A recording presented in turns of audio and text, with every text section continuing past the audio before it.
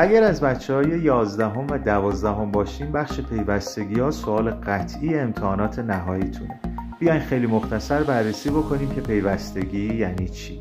بچه‌ها تابع F رو تو نقطه A پیوسته میگیم هرگاه 3 تا تساوی برقرار بشه. اون 3 تا تساوی چیه؟